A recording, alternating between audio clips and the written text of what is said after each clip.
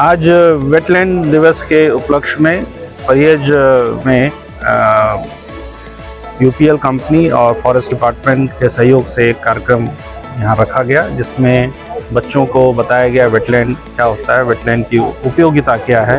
साथ ही साथ सारस कंजर्वेशन प्रोजेक्ट जो चल रहा है उसके बारे में भी जानकारी दी गई। गांव के लोग भी यहाँ पर उपस्थित रहे, उनको भी बताया गया कि वेटलैंड की क्या इम्पोर्टेंस है, पर्यावरण क्यों हमें बचाना चाहिए। यहाँ पर हमने सांप का एग्जाम्पल लेकर के बताया कि हर एक स्पीसीज इम्पोर्टेंट होती है और हमें चाहिए कि जो हमारी एक हिंदू संस्कृति है, खुद जियो और दूसरों को भी जीने दो, वही छोटी छोटी बातें को ध्यान रख करके हम अपना भी विकास कर सकते हैं और साथ ही साथ पर्यावरण की भी रक्षा कर सकते हैं।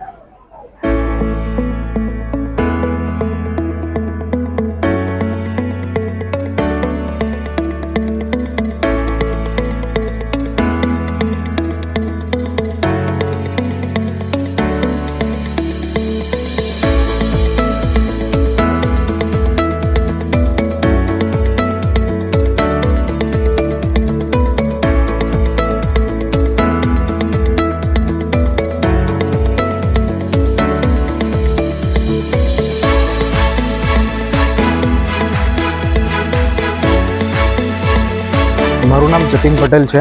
હું યુપીએલ સારસ કન્ઝર્વેશન પ્રોજેક્ટમાં એઝ અ પ્રોજેક્ટ કોર્ડિનેટર કામ કરું છું। અમે 2015માં આ પ્રોજેક્ટ સારસના ડિસ્ટ્રીબ્યુશન, પોપ્યુલેશન મોનિટરિંગ અને અવેરનેસ માટે સ્ટાર્ટ કર્યો હતો। એમાં 2015માં અમે જ્યારે શરૂઆત કરી ત્યારે ખેડા આણંદ જિલ્લામાં 500ની આસપાસ જેટલા સારસ પક્ષી હતા અને દર વર્ષે અમે 21મી જૂને સારસની વસ્તી ગણતરી કરીએ છીએ સ્થાનિક ફોરેસ્ટ ડિપાર્ટમેન્ટ સાથે મળીને। એમાં લેટેસ્ટ ગણતરી પ્રમાણે 21 જૂન 2023ના રોજ ગણતરી પ્રમાણે ખેડા આણંદ જિલ્લામાં 1254 જેટલા સારસ છે। આ પ્રોજેક્ટમાં અમે અલગ અલગ પ્રવૃત્તિઓ જેમ કે લોકભાગીદારી, શાળાના બાળકોમાં અવેરનેસ પ્રોગ્રામ્સ કરવા અને એમને કેવી રીતે પ્રોજેક્ટમાં સંલગ્ન કરવા, એવા અલગ અલગ થીમ પર કામ કરીએ છીએ।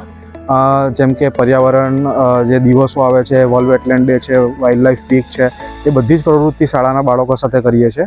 અને તમને ખ્યાલ હશે કે સારસ પક્ષી એ ખેતરોમાં રહેતું પક્ષી છે, એનું સમગ્ર જીવનચક્ર પાણી સાથે સંકળાયેલું છે। તો ખેડૂતો પણ આ પ્રોજેક્ટમાં લોક ભાગીદાર તરીકે જોડાયેલા છે। જ્યારે પણ કોઈક જગ્યાએ સારસનો માળો હોય, કોઈ જગ્યાએ ઘાયલ સારસ જોવા મળે તો ખેડૂતો અમને એના વિશે માહિતી આપતા હોય છે અને ખેડૂતો અને શાળાના શિક્ષકો અન્ય લોકો પણ જે અમારું રૂરલ સારસ પ્રોટેક્શન ગ્રુપ છે, જે સારસને મોનિટરિંગ કરવામાં મદદરૂપ થાય છે, એના સભ્ય છે। અને હાલમાં 30થી 35 જેટલા ગામડામાં અમારા 80 કરતાં પણ સારસ વોલેન્ટિયર મિત્ર છે।